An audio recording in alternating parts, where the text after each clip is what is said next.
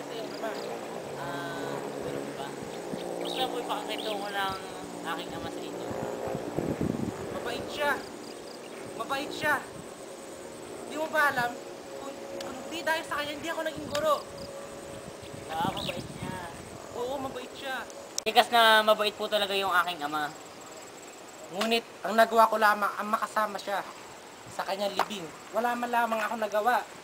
At ginawa niya sa akin upang tulungan ako sa aking pag-aaral. Ayos lang po yun. Kamusta po ba ang inyong pagtuturo? Kamusta po ba ang paaral ng inyong tinuturuan? Buti na pinaalala mo. Sapagkat ang paring namumuno sa amin, namamalo ng mga estudyante. Kaya ayun, maraming estudyante na hindi pumapasok. Ganun po ba? Oo, tinigil ko pamamalo. Ngunit, ang mga magulang ng mga estudyante, hindi pumapayag ng ipatanggal ang pamamalo. Bakit po ba?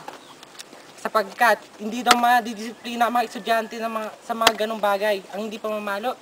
Ganun ba dapat yun? Pamamalo ang isang paraan upang madisiplina ang mga estudyante? Hindi po. Musta naman po yung paaral ng inyong pinapasukan? Kulang kami sa kagamitan. Wala kaming material na bagay. Sa ilalim na kami ng punong mangga ng simbahan kami nag-aaral upang kami ay makapag-aral ng mabuti. Hayaan nyo po, mga ilang araw, magkakaroon po ang proyekto. Magpapatuyo po ako ng paaralan para may mapasukan na po ang mga estudyante. Maraming salamat, Ginong Ibarra. Aasahan ko yan. Sige po. Tara't pumunta tayo doon sa PUC na pinag-aaralan namin upang makita mong pagtatayuan ng ating paaralan sa San Diego. Sige po.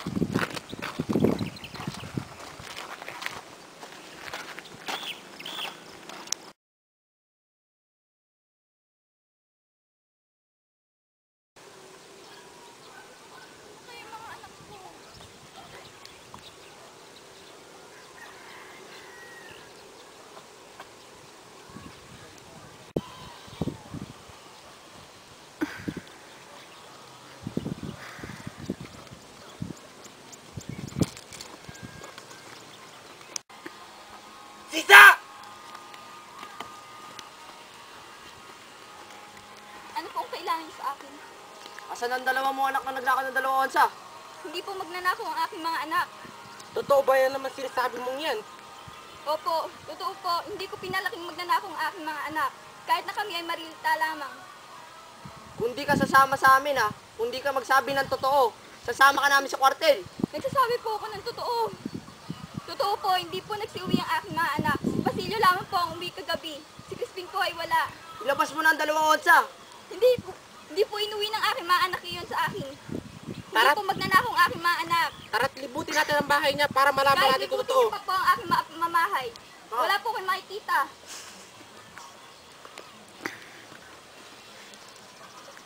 Ano para naman ba, sibuyas? Ano, meron? Wala, sir! Wala, sir, dito tao. Ni onsa wala. Dali na natin to sa kwartel. Huwag po. Huwag po. Tumama Hayaan ka. niyo po akong mauna. Pahintulutan niyo po akong mauna. Ako po ay babaeng may kahihiyan din. Una ka na.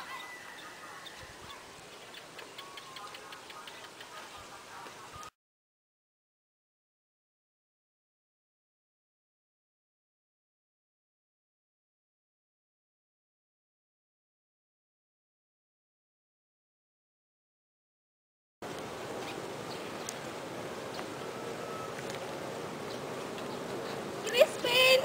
Basilio! Anak ko! Nasaan na kayo? Crispin!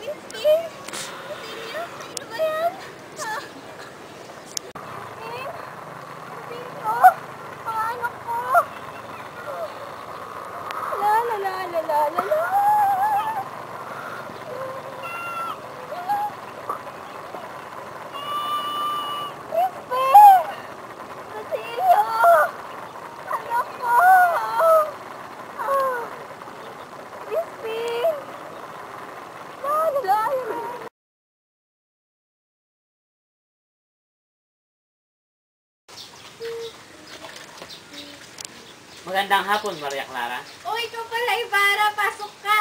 Salamat. Salamat.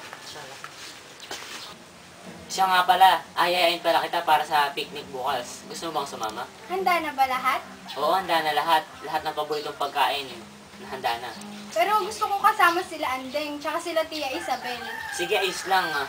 Masarap naman silang kasama eh. Teka lang, Manang. Ito na po yung Sprite niyo. Thank you, Manang. Salamat po.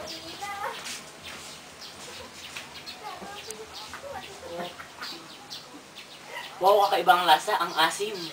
Timpla kasi ni Manang. Wow. May hihilingin sana ako eh. Ano yun? Pwede ba bukas wag mo na anyayahan si Padre Salvi? Bakit naman? Kasi yung mga tingin niya, iba. Tsaka, ayoko yung aura niya eh. Kailangan kasama siya dahil tradisyon na yan sa aming pamilya. Lahat ng mga kura ay kailangan kasama sa mga ganyang handaan na. Ganun ba? Pero hanggat maaari, ayoko siyang isama mo. Hindi pwede, kailangan talaga siyang isama.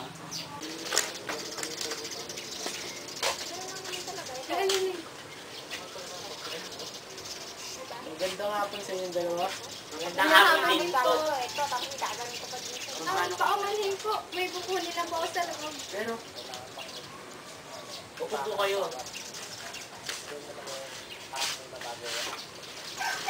Bakit kayo dito ba kayo sa labas? Alam niyong mahamog, baka magkasakit kayo. Hindi po. May tabing naman po eh. Kahit manipis. Siya nga po pala. Gusto niyo po ba sumama sa picnic bukas? Saan ba? Diyan lang po sa kagubatan. Malapit lang po. Ganun ba? Tignan ko yung schedule ko bukas. Kung may misa, tawagin niyo na lang ako dun. At baka makasama ako. Sige po, ito-text ko na lang kayo. Sige po. Alis na po ako eh. May iwan na po kayo dyan. Sasabay na ako sa'yo. Sige po, ayun na kayo. Kamusta po ba kayo? Maayos naman. Ngunit,